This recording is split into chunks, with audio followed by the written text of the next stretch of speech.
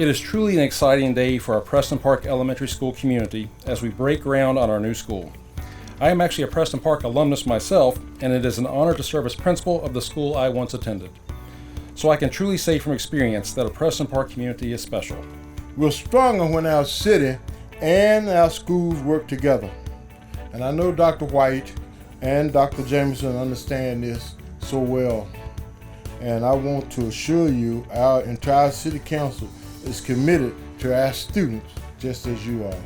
The new Preston Park Elementary School is a beautiful example of what happens when communities come together to support our students' success. Students are generally better able to learn and remain engaged in instruction, and teachers are better able to do their jobs in well-maintained classrooms that are well lit, clean, spacious, heated and air-conditioned as needed. Students and teachers need and deserve the facilities that lead to educational success that we all seek.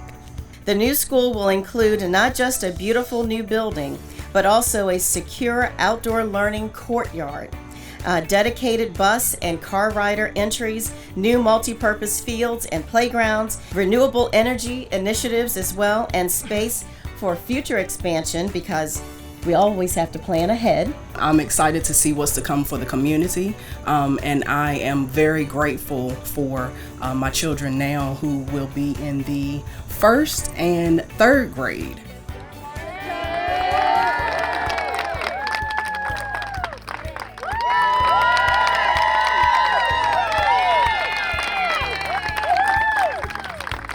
Right, the goal is to have construction beginning and going underway here very soon, to have the final project completed by August of 2026.